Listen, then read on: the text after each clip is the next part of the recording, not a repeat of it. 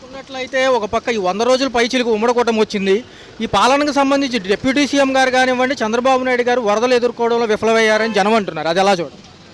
అంటే ముందుగా చెప్పాల్సింది ఏంటంటే అసలు ముందు ప్రతిసారి కూడా వరద వస్తున్నా గండులు దిగిపోయినా సోషల్ మీడియా ద్వారా కానీ మైక్ ప్రచారం ద్వారా కానీ పోలీసు వారు కానీ హెచ్చరిక చేస్తారు మైకుల ద్వారా.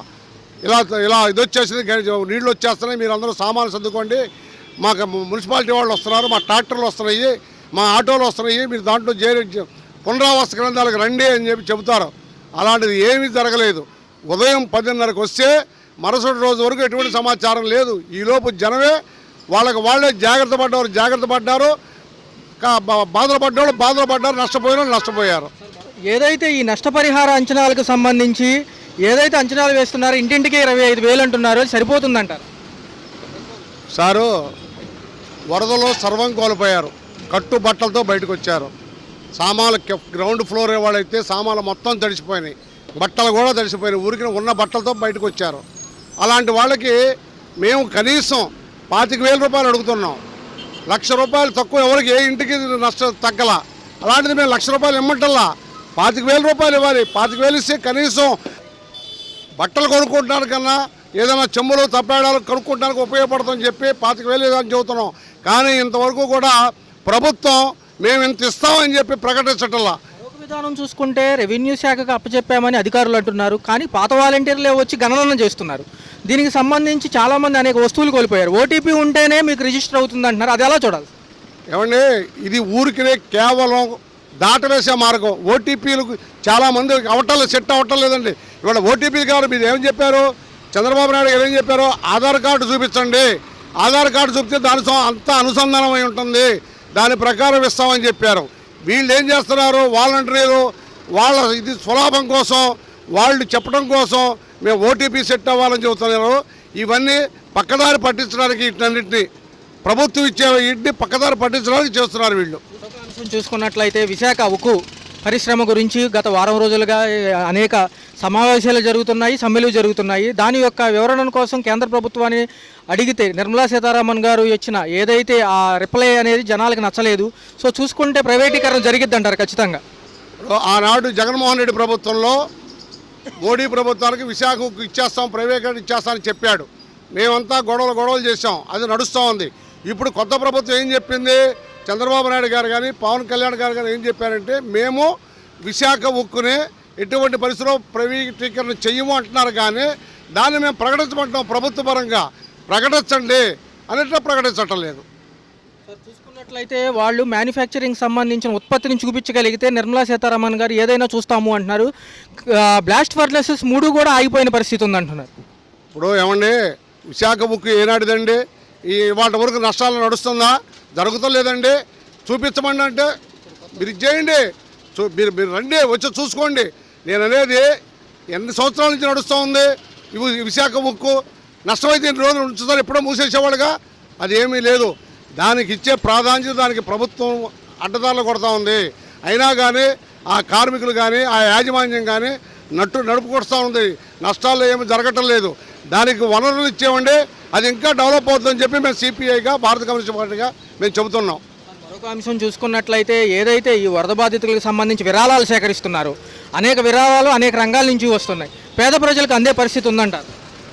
ఆ విరాళాలు మాత్రం స్వచ్ఛంద సేవా సంస్థలు కానీ మరి యాజమాన్యాలు కానీ ఉన్నవాళ్ళు కానీ శ్రీమంతులు కానీ విరివిగా ప్రకటిస్తున్నారు. కానీ అది ఒక పారదర్శకంగా వెళ్ళటం లేదు. ఏదో వస్తున్నారు రోడ్ల మీద, మెయిన్ రోడ్డు మీద బ్యానర్ పెట్టుకుని వస్తున్నారు, అక్కడ ఏదో 100 మంది ఉంటే అలా పనిచేసి వెళ్ళిపోతున్నారు. లోపలికి రావాలి, ప్రతి ఇంటికి రావాలి. మేము 10 పైసలు చేయనివ్వండి, మేము ఇంటింటికి తీసుకెళ్తున్నాం.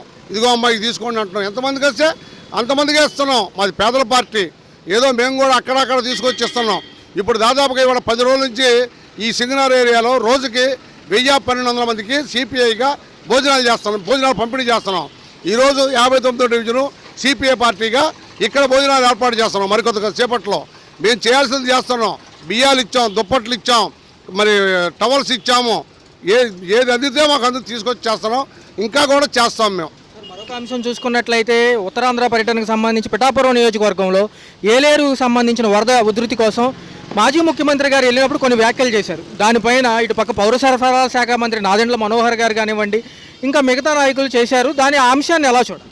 ఇప్పుడు జగన్మోహన్ రెడ్డి ఆయన పరిపాలన ఏం చేశాడు చెప్పండి. ఈ ప్రాజెక్టులు ఏమైనా పట్టించుకున్నాడా? వాళ్ళ యొక్క కడప దీంట్లోనే ప్రాజెక్టు కొట్టుకుపోయింది. దాన్నే ఏం చేయలేదు ఆయన. ఇవాళ కొత్త ప్రభుత్వం సరే దానికి తగ్గట్టుగా వాళ్ళు ముందుకెళ్తున్నారు. దాన్ని మనం ఎంకరేజ్మెంట్ చేయాలి తప్ప ఎంతసేపు మనం విమర్శలకే చేసుకుంటే కరెక్ట్ కాదు. అది చూసుకున్నట్లయితే పాత ప్రభుత్వాలకు సంబంధించి మాజీ ప్రభుత్వాల్లో సలహాదారుల మార్పు కానివ్వండి, ప్రధాన కార్యదర్శుల మార్పు జరుగుతుంది.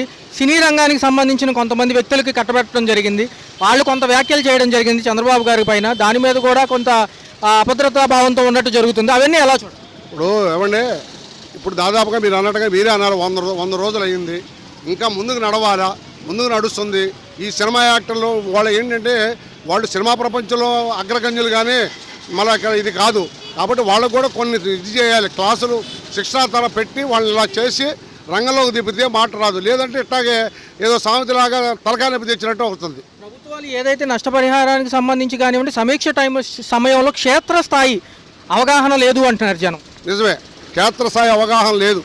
ఇప్పుడు చేశారు, ఎక్కడికక్కడికి యుద్ధ ప్రాతిపదికపై చేశారు. ఏ మాటగా మాట 15 రోజుల్లో వాతావరణం ఈ విధంగా మళ్ళా వచ్చిందంటే దానికి మన ప్రభుత్వాన్ని అభినందించడం తప్పదు. కానీ ఇంకా క్షేత్రస్థాయిలో చేయాలి వీళ్ళకి యంత్రాంగం చాటల్లా. ఇంకా యంత్రాంగాన్ని ముందుకు తీసుకొస్తేనే ఇలాంటి కార్యక్రమాలు జయప్రదం అవుతాయి, ప్రజల్లో మంచి పేరు తీసుకొస్తున్నట్టుంది. లేదంటే ప్రజలు కూడా ఇప్పుడు అభద్రతాభావంతోనే ఉన్నారు. నిన్న చూసుకున్నట్లయితే ఏదైతే బెంగళూరు నుంచి వచ్చిన ఐఐటి బృందం అమరావతి పటిష్టత గురించి చేసిన ఏవైతే ఆ ప్రణాళికలు ఉన్నాయో దానికి నివేదిక సమర్పించింది. మళ్ళీ దానికి సంబంధించి ఈ వరద ఉప్పు అనంతరం కూడా ఎక్కడా భవనాలు దెబ్బతినలేదు, పూర్వం కట్టినవి. 2019కి ముందు ఏదైతే భవనాలు ఉన్నాయో అంత పటిష్టత బాగుంది, తుప్పును తొలగిస్తే సరిపోతుందంటారు. నిజంగా అమరావతిని ఇక్కడ స్థాపించడానికి సరైన స్థలమేనంటారా? అది 100% 100% ఇవాళ కాదు, మేము 15 సంవత్సరాల క్రితమే చెప్పాం విజయవాడ రాజధానిగా చేయాలి అంటే అమరావతిని చేశారు. సంతోషం, మంచిదే. ఇవాళ ఏదో ఫ్లడ్ వచ్చింది, కొంత సమస్య వచ్చింది, కానీ అమరావతిలో రాజధానికి ఉండటం అందరికీ కూడా ఆమోదయోగ్యమే. దీని మీదే జగన్ ప్రభుత్వం మీద కూడా మేము దండెత్తాం. మేము అమరావతిని ఇక్కడ మార్చడానికి వీల్లేదు, 3 రాజధానులు వద్దు అని చెప్పి ఆనాడే చెప్పాం. ఇవాళ కొత్త ప్రభుత్వం అంటే ఈ ప్రభుత్వం దీంట్లోనే అమరావతి రూపొందించింది. కాబట్టి ఈ అమరావతిని కూడా వీళ్ళు చేస్తున్నారు. అయితే ఈ ఫ్లడ్ రావడం వల్ల కొంత బ్రేక్ అయింది, కానీ చంద్రబాబు నాయుడు గారు అమరావతిని చేయాల్సిందే. చూసుకుంటే అక్టోబర్ 1 నుంచి కూడా లిక్కర్ పాలసీ కొత్త మార్గదర్శకాలు విడుదల చేశామంటున్నారు. పక్క రాష్ట్రాలతో పోల్చుకుంటే మన రాష్ట్రంలోనే అత్యంత తక్కువ ధరలు పెడతామంటున్నారు. సమంజసమేనంటారు? ఇది చెప్పటం వరకే కానండి, ఇది మార్గంలోకి వచ్చేప్పటికల్లా అంత ఇదేం కాదు, అంత తేలికేం కాదు. చేస్తే మంచిదే. పక్క రాష్ట్రాల నుంచి చేసుకొని మన రాష్ట్రంలో ధరలు తగ్గించడం అంటే ప్రజలు అందరూ కూడా ఆనందిస్తారు, అభినందిస్తారు. కానీ అదంత తేలికైన విషయం కాదు. ఊరికినే చేతలకి, రాతలకి, మాటలకి చాలా తేడా ఉంటుందండి. చూసుకున్నట్లయితే మరొక విధానం ఉచిత ఇసుక పాలసీ గురించి ఆల్రెడీ వెబ్సైట్లో రిజిస్ట్రేషన్ ప్రక్రియ స్టార్ట్ చేసామంటున్నారు. గత ప్రభుత్వాలు ఎలా అయితే ఉన్నాయో అదే పరంగా వెళ్తుందంటారా? పారదర్శకంగా చేస్తారంటారా ఉచిత ఇసుక అనేది? ప్రస్తుతానికైతే అండి ఏదో లేదో, ఇప్పుడు పెనం మీద నుంచి పొయ్యిలో పడ్డట్టుగా ఉందో తప్ప ఇసుక ఎక్కడా దొరకటం లేదు. వీని కూడా చెప్పారు. పాత ఆయన ఏం చేశాడంటే ఉచితంగా అని చెప్పేసి ఆయన అమ్ముకోవడం జరిగింది. ఇవాళ చంద్రబాబు నాయుడు గారు వచ్చి ఎట్టి పరిస్థితుల్లో ట్రాక్టర్ ఇసుకైనా సరే, బుట్టడి ఇసుకైనా సరే ఫ్రీగా ఇస్తామని చెబుతున్నారు. అది ఇంకా మార్గదర్శకాలు రూపొందలేదు. ఈలోపే ఫ్లడ్ వచ్చేసింది. అసలు ఇప్పుడు ఇసుక అనేది దొరకట్లా.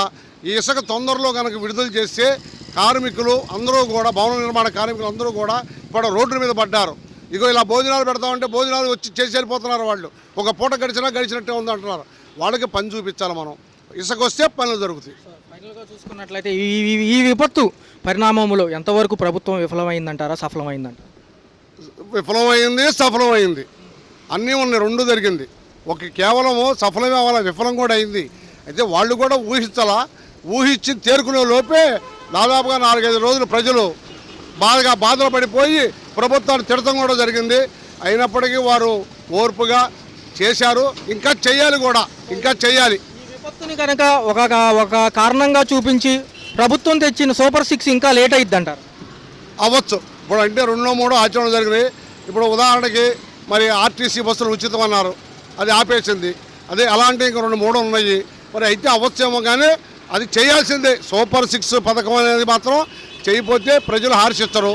మళ్ళీ ఇంకోసారి ఇలా జరిగితే గత ప్రభుత్వాలకు జరిగే విధంగానే ఈ ప్రభుత్వాలకు కూడా ఇది అవుతుంది. కానీ చంద్రబాబు నాయుడు అలా చేయడని మేము అనుకుంటున్నాం.